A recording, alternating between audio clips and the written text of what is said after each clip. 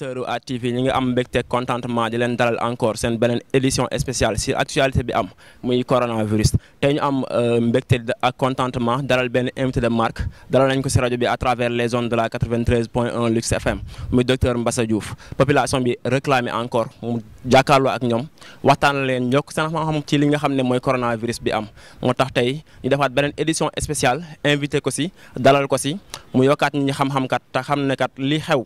si jamono actuellement mi ngi lëmbee àdduna bi te buñ ci teelut a jóg kat dina ëpp loxo loolu mooy lan mooy coronavirus balaa ñoo jàll ci seen émission dañ leen di bàyyi suñu invité mu def présentation docteur Mbassa dalal ak jàmm ci seen émission spéciale bi nga xam ne dañ ko réservé spécialement encore ci coronavirus bi.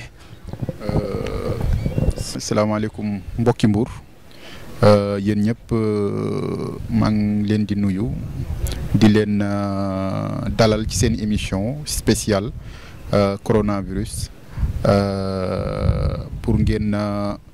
jéem a sensibiliser waat population bi ñu jéem a comprendre exactement coronavirus ban impact la mën a am ci sunu société rawatina nag ñun fii ci Mbour voilà moom mooy objectif principal bi jéem a xamal nit ñi lan mooy coronavirus ak ban impact la mën a am ci société bi mooy objectifu émission bi tey. incha allah comme ni ñu ko waxee tey lu ñu da tax a toog fii tey jàkkaarloog téléspectateurs yi ñuy staan à travers réseaux sociaux wala à travers chaîne réseau yi seen télévision ATV mooy waxtaanee coronavirus ñi ngi koy dégg ñenn ñaa ngi wax information xam ne am na jaar yoon am nañ jàll information yoo xam ne aussi amul existé wul jaarul yoon ñii naan existé na ñii naan existé wul ku nekk di wax de gauche à droite moo tax seen TV tey dem dalal ki nga xam ne am na ci xam-xam moom mun na see wax loo xam ne bu ko waxee kat nañ ko dégg muy docteur Mbassa Diouf wax nañ dalal nañ ko si rajo bi mais rajo bi information bi day mun na ëpp doole bu ñu ko jàllee télé bi ñëpp seetaan ko encore gis kan la ñuy waxal muy docteur Mbassa def na présentation déjà dañuy jàll ci li nga xam ne moo ngi fi tax a toog muy coronavirus docteur Mbassa bu ñu leen doon laaj coronavirus mooy lan nga ñu ciy wax lan mooy coronavirus comme coow li bëri na ci coronavirus mais ñu bëri xamuñu lan mooy coronavirus lan nga ñu mën a wax si coronavirus. waa Iliman coronavirus doomu jàngoro la doomu jàngoro boo xamante ne que ne virus la parce que doomu jàngoro yi dafa bëri te wute mais bii nag virus la boo xamante ne que ne dafa feeñ ci monde bi depuis mois de décembre mu ngi feeñ ca Chine di law ba yegg si tey Afrique coronavirus boobu tamit benn famille virus la boo xamante ne ñoom ñooy famille coronavirus am na yu mos a feeñ ci monde bi yoo xamante ne feeñ nañ fi mais yàlla dogaloon que ne même bu fekkoon que ne am na ci yu grave comme biñ tuddee woon SRAS syndrome respiratoire aigu sévère par exemple boobu grawoon na mais quand même amoon na remède ba yàlla saafara woon na ko ba nga xamante ne amul woon ampleur bi nga xamante ne coronavirus bu mujjee bii nii nga xamante ne moom lañ tuddee Covid-19 moom la am donc loolu moom mooy coronavirus Covid-19 nag boo ko déggee coronavirus la boo xamante ne dañ koy dàkkantale Covid-19 pour mën koo ràññeek yeneen coronavirus yu fi jaaroon waaw comme ni ma koy faral di waxee Covid-19 boo ko déggee co bi moom mooy corona vi bi mooy virus d bi mooy disease maladie en anglais 19 mooy année 2019 la fi apparaître donc noonu lañ ko codé pour mën koo distinguer ak yeneen coronavirus yi fi mosoon am voilà. macha allah yaakaar naa jox nga ñu benn historique bu ndaw ci par rapport ak coronavirus wax nga ñu peut-être am na yeneen type de corona yi fi amoon mais am na différence entre coronavirus bi am léegi nii ak yeneen lan mooy différence lan mooy marquer la différence ndax peut-être amoon na yu fi jaaroon ba jàll mais amuloon ampleur bi am tey si sur l'ensemble des aspects que ça soit économique ak lépp boo seetloo adduna bi nu mu nekk actuellement tout le monde est confiné loolu lan moo ko waral par rapport ak corona yu fi amoon na fi wala yeneen virus yi nga xam ne amoon nañ fi par rapport ak coronavirus bi nga xam ne moo am tey. d'accord sànq ci njëlbeen am na lu ma jot a wax mooy coronavirus doomu jàngoro la boo xamante virus la déjà virus doomu jàngoro yi dafa bëri am na virus am na les bactéries am na les parasites et les champignons waaw donc loolooy classe wu doomu jàngoro yi nga xamante ne ñoom ñooy faral di indi ay jàngoro ci doomu aadama. virus nag da cee nekk benn boo xamante ne presque bokk na ci yi nga xam ne ñoom ñoo xaw a gën a doy war parce que ren buy ñëw mën na indi forme bi déwén buy ñëw mu indiwaat beneen forme c'est-à-dire que ne day changer loolu lañ tuddee mutation. waaw tey jii nii coronavirus bii di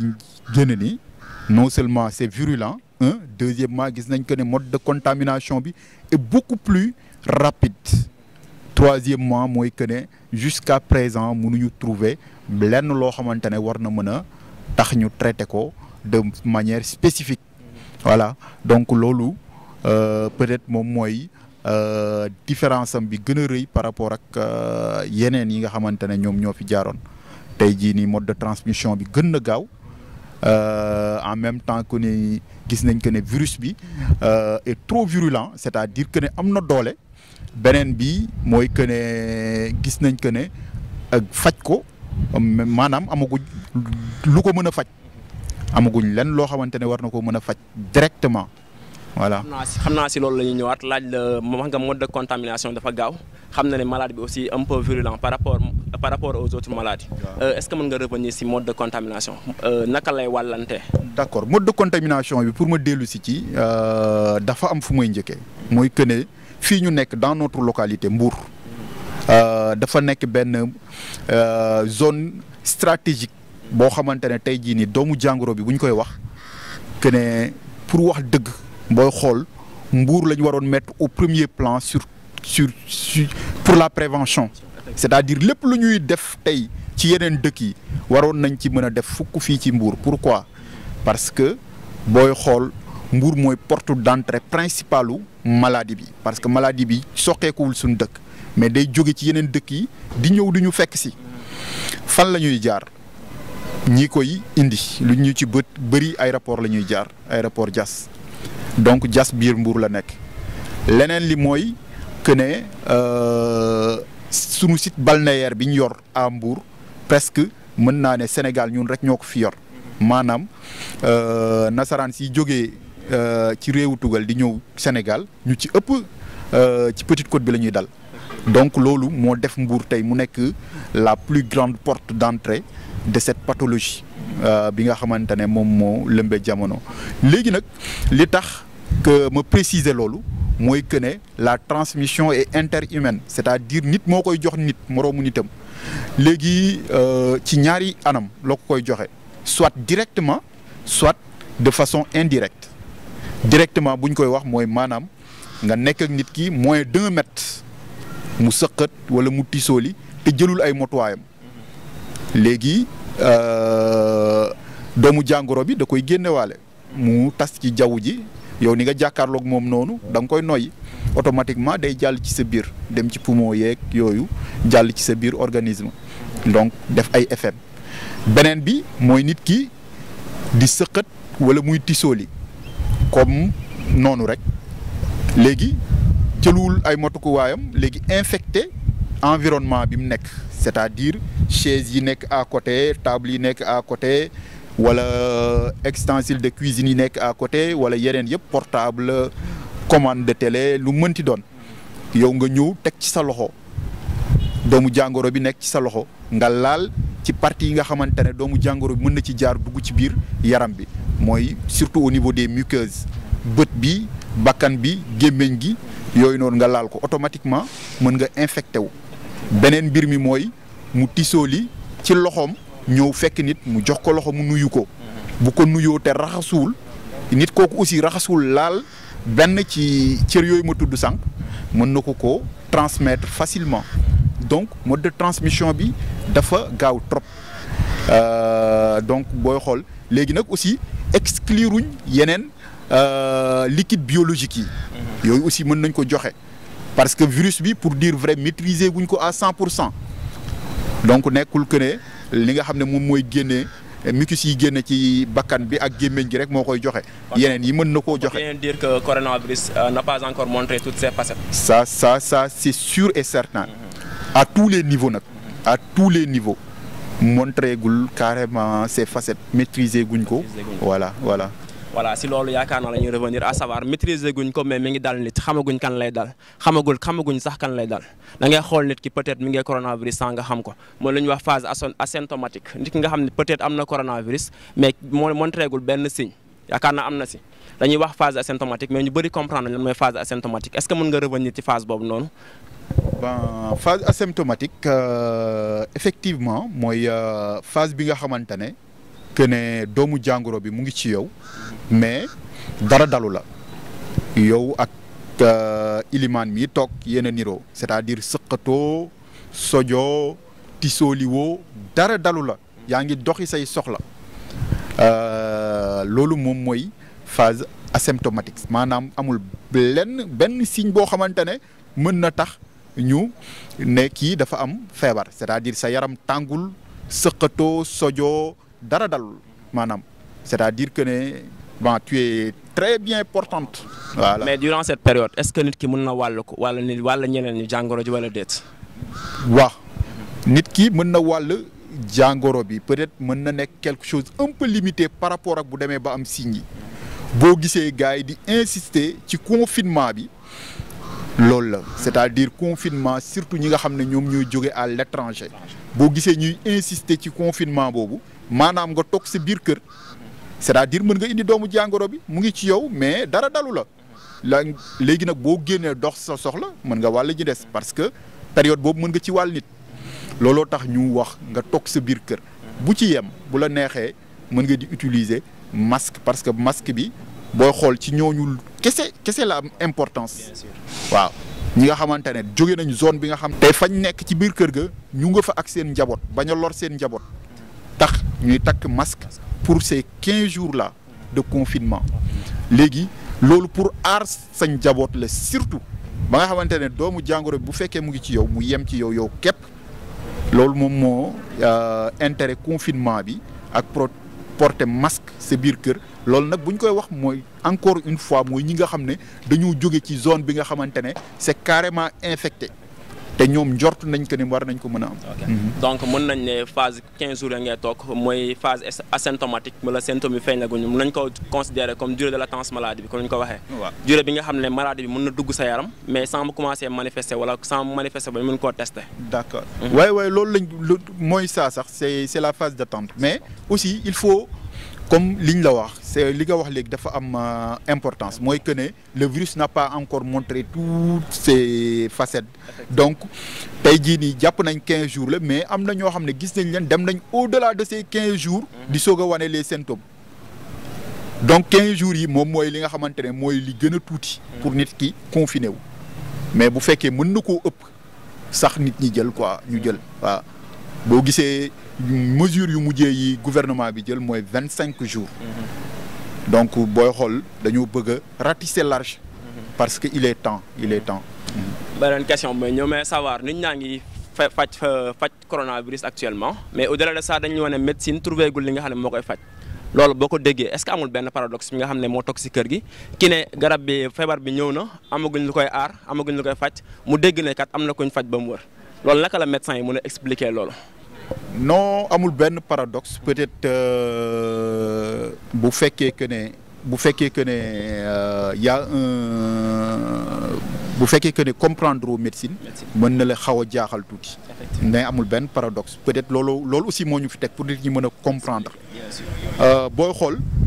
Chine nit ñaa ngi wër Italie nit ñaa ngi wër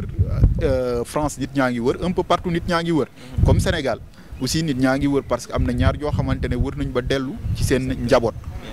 loolu nag boo ko gisee loolu lañ tuddee traitement symptomatique c'est-à-dire que la personne nit yàlla du ko bind mu mat sëkk c'est-à-dire dafa am loo xamante ne moom mooy kaaraange yaramu nit ki kooku la ñu tuddee le médecin avant la médecine c'est-à-dire moom moo fi njëkk sax médecin yi parce que yàlla da koo mooñaale ak nit ki mu judduwaale ak moom pour mu koy aar léegi ñun lenn rek la ñuy def mooy kaaraange yaram boobu la ñuy ñëw renforcer parce que kaaraange yaram bi xàmmewul virus xàmmewul bactérie xàmmewul parasite xàmmewul dara lu dugg ci yaramu nit te bokku ci da koy attaquer lu mënti doon nag bu duggee ci yaramu nit te bokku ci da koy attaquer exemple bu ndaw laa lay jox tey jii nii da ngay gis en général jigéen bu wannee lor semaine yu njëkk yi day sonn lool lan moo koy sonal parce que dafa am lu bees lu nekk ci biir yaramam système bi bëgg a ñëw attaqué ko mais yàlla def na leneen loo xamante ne da koy contourner exemple boobu rek laa lay jox pour nit ñi mën a comprendre que ne yaramu nit dafa am loo xam ne moom moo koy aar kaaraange goo xam ne da ko judduwaale léegi nag médecins yi leen la ñuy def kaaraange yaram googu la ñuy ñëw rek renforcer moom la ñu tuddee traitement symptomatique parce que yaramu nit warul tàng ba benn niveau bi bu ko tàngee ba benn niveau bi rek mën na ko lor yaramu nit ndox mi warul jeex ba benn niveau bi bu jeexee ba benn niveau bi da koy lor yaramu nit attanul yenn mettit yi bu ci yeggee da koy lor donc ñun yooyu la ñuy régler phase yooyu la ñuy ñëw régler jàppale système immunitaire bi mooy maanaam kaaraange yaram bi ñu ñëw ñoom régler situation bi c'est-à-dire dem faagaagal doomu jàngoro bi wala ñu xam nuñ koy def daal ba génn ko ci yaram bi donc loolu moom mooy booy xool traitement bi c'est-à-dire que ne ñun kaaraange yaram gi moom mooy faagaagal doomu jàngoro mais ñun dañ koy ñëw dolli ko doole ba nga xamante ne dina mën a éliminer doomu jàngoro bi facilement te nit ki du ci jële benn complication. macha allah comme nañ ko waxee yaakaar naa dégg nañ ne coronavirus moom kenn naatablewul ne manqué wul doole ju bëri la indaale doole ju bëri nga xam ne day yàq askan bi day lor mais teewul askan ba léegi lañ doo seetloo ñenn ñu amuñu prise de conscience boobu noonu ba léegi nañ ko war a jëlee dëgg daa mel ne des na. ban ñaax wala lan ngay xaar ci askan bi côté boobu noonu ñun ñëpp kat xam nañ ne coronavirus ñëw na dugg na mi ngi faagagal askan bi yemul Sénégal yemul Mbuur ci àdduna bi yëpp la law lépp lu doon dox mi ngi ko taxawal mais terewul am na ñoo xam ne ba léegi amuñu conscience boobu ne coronavirus mi ngi existé lan ngay dénk askan boobu noonu. bon man dama naan tayef la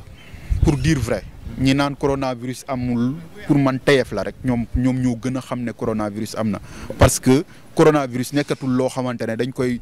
dégg nekk lu ñuy dégg dañ koo gis mu def ay preuve am à travers le monde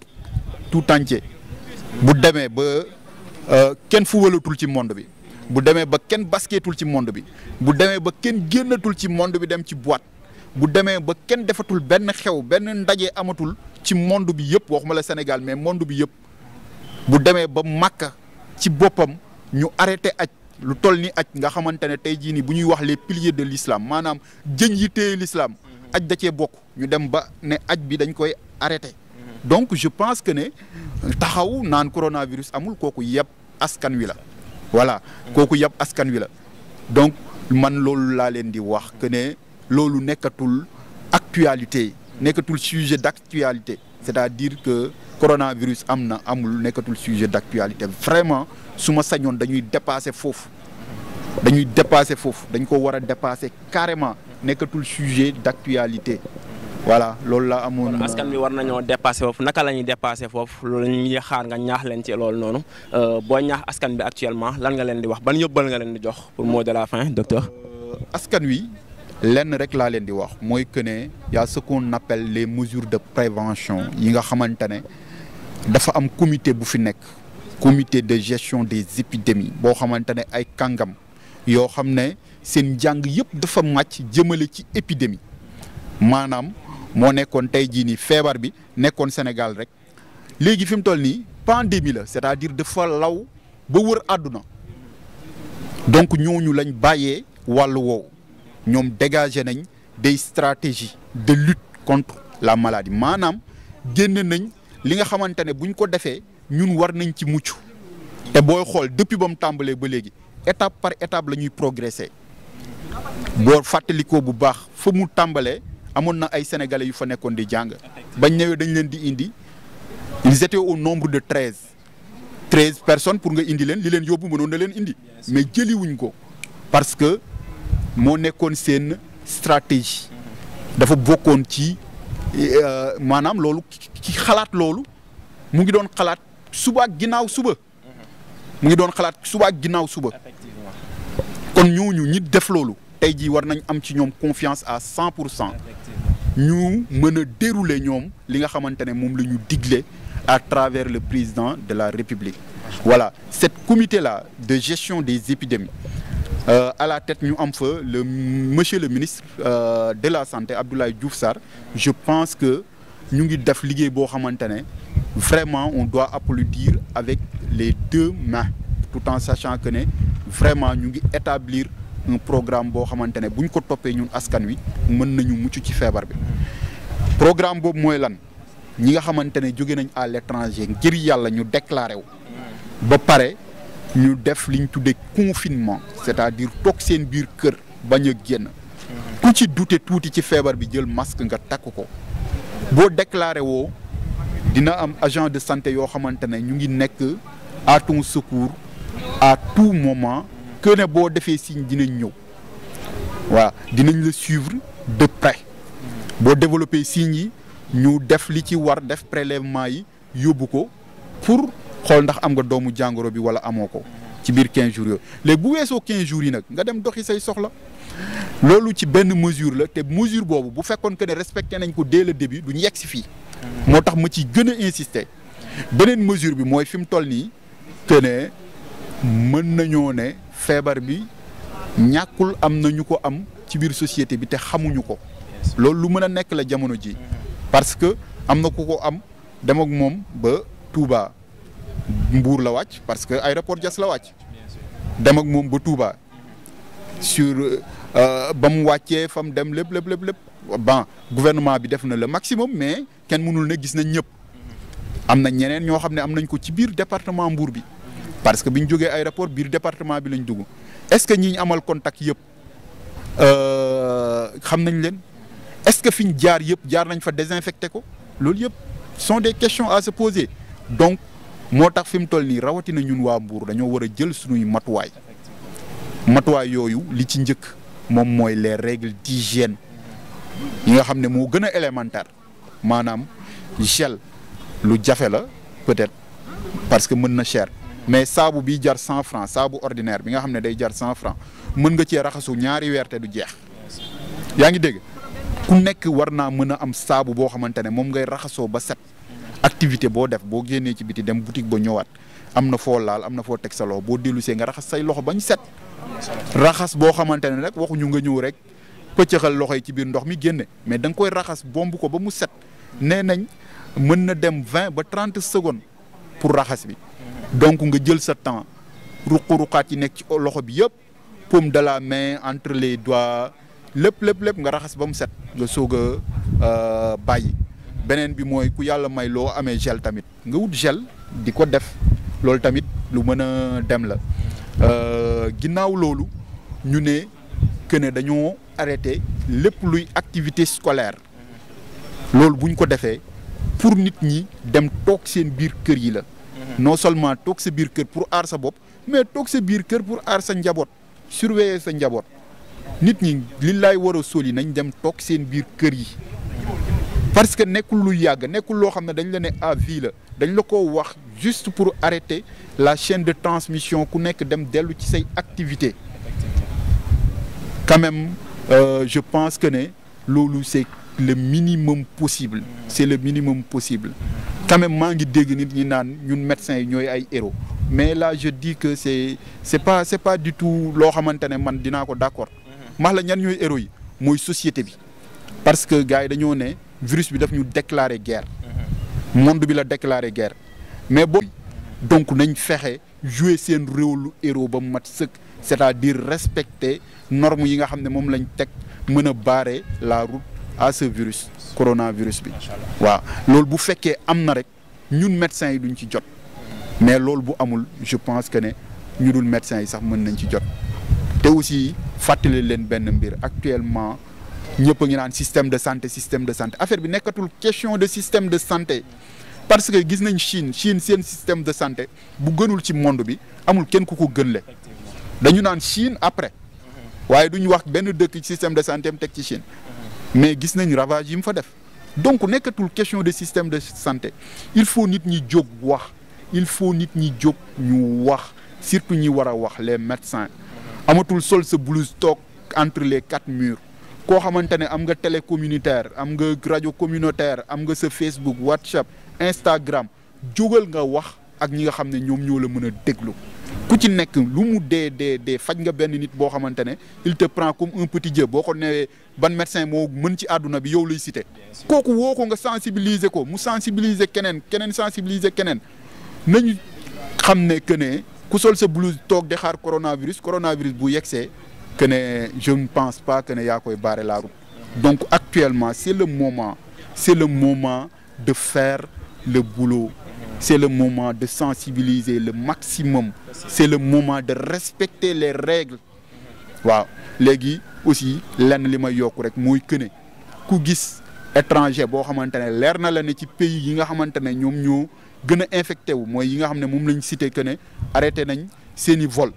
mu ñibbisi te nanguwul déclaré wu nanguwul toog këram mais boo mënee boole ko parce que loolu c'est pour la bonne cause nekkul que ne da nga koo boole parce que da nga koo bañ mais da nga koo boole pour aar ko aar njabootam aar sa bopp aar sa njaboot il est temps foofu lañ toll fi mu toll nii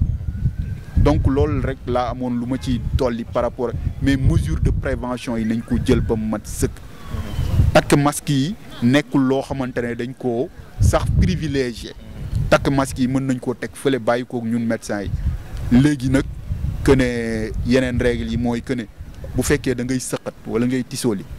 crédit coude nga ko war a def bu fekkee yoroo mouchoir à jeter maanaam mouchoir boo xam ne da nga ciy sëqat léegi wala nga tisooli ci léegi dugal ko ci biir poubelle bi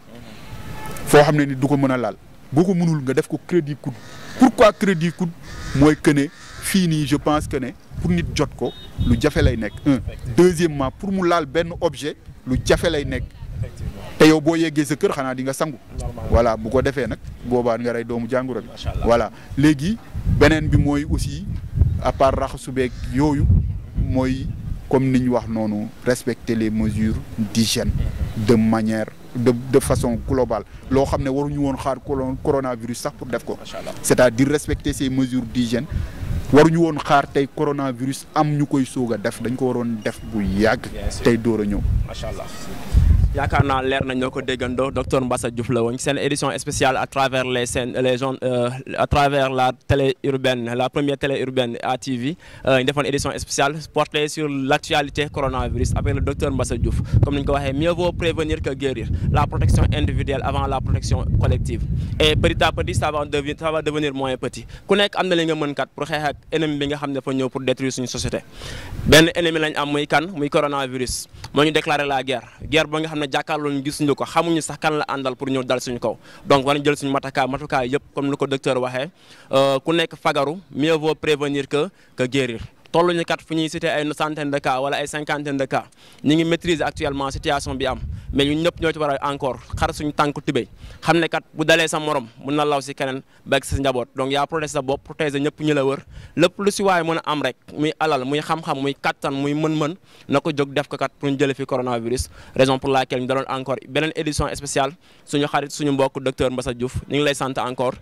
di la remercier disponibilité bi di la jox encore rendez-vous très prochainement si beneen thème wala encore coronavirus rek bu nekkee moo fi nekk donte ñaanuñu yàlla encore suba fekkaat ko fi ñaan nañu yàlla balaa suba ñëpp wër ñu trouver remède face à cette problématique merci beaucoup encore. merci Elimane di tàggoo rek naan leen aussi que ne je pense que ne sama rôle rek laa def parce que aussi je dois ça à la communauté surtout mbouroise bi nga xamante ne fii laa jànge ba fii laa amee sama bac je le dois aussi à mon pays le Sénégal nga xam ne ñoo ma formé aussi ba ma nekk médecin tey donc je pense que ne li ma war a def rek laa def